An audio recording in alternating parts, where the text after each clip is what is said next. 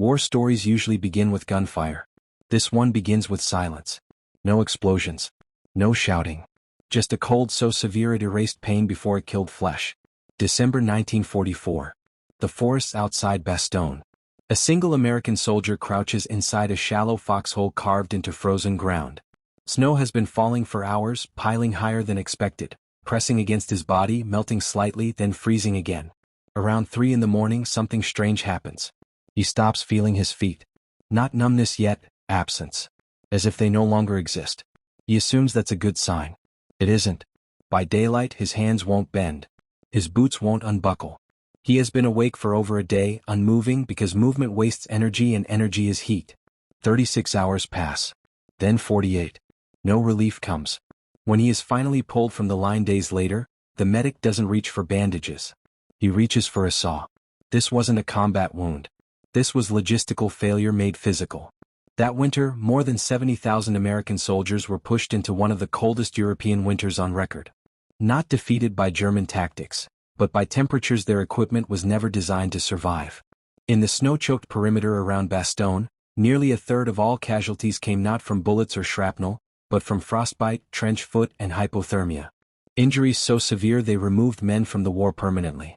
What makes this story unsettling isn't that soldiers suffered.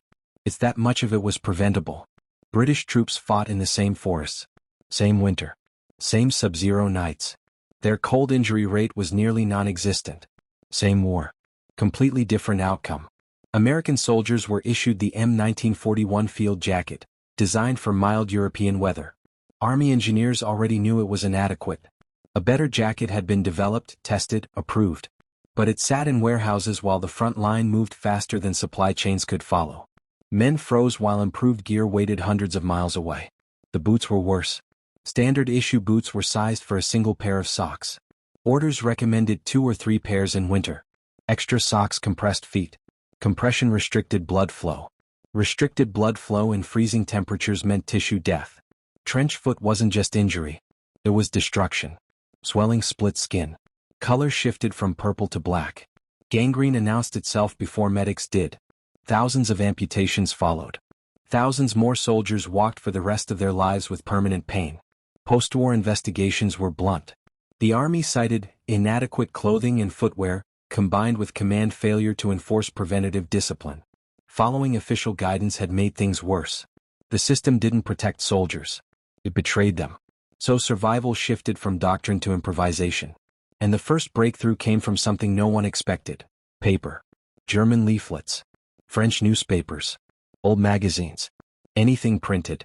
Soldiers tore pages out, crumpled them carefully, stuffed them into jackets, trouser legs, even boots. At first it felt ridiculous. Then it worked. The physics were simple. Heat loss isn't about fabric.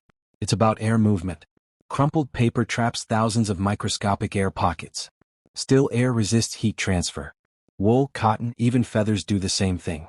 Paper was just cheaper, lighter, and everywhere. During the Great Depression, families insulated homes with newspapers.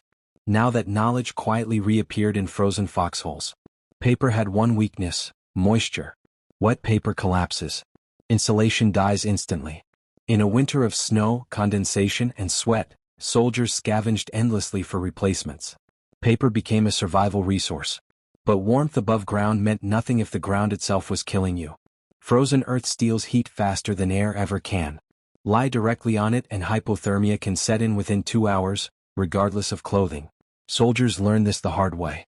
They began engineering the ground beneath them. Straw was gold. Pine branches. Dry leaves. Grass. Anything that created loft, space filled with trapped air. Veterans developed rules.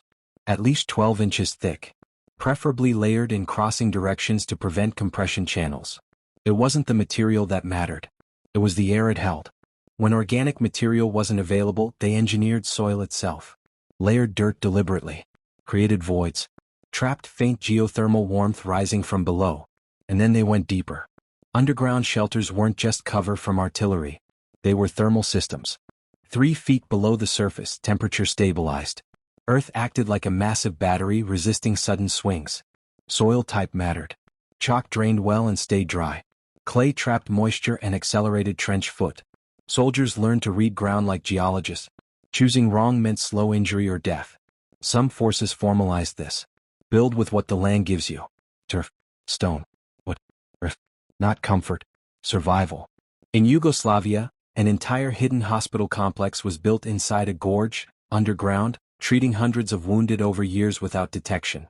Warmth and concealment became the same problem with the same solution. But shelter alone wasn't enough. The body itself is a furnace. In extreme cold, it burns thousands of calories daily just to stay alive. Fire was dangerous. Light meant artillery. Warmth now could mean death later. Portable stoves existed. Small, powerful, fuel-flexible. Journalists who lived with infantry called them nearly as valuable as vehicles. But they only worked in safe moments. Not in foxholes. Not during sustained exposure. Eventually, the army reached an uncomfortable conclusion. Equipment mattered less than behavior. Foot inspections. Sock rotation. Hydration. Early warning checks. All enforced like weapon maintenance.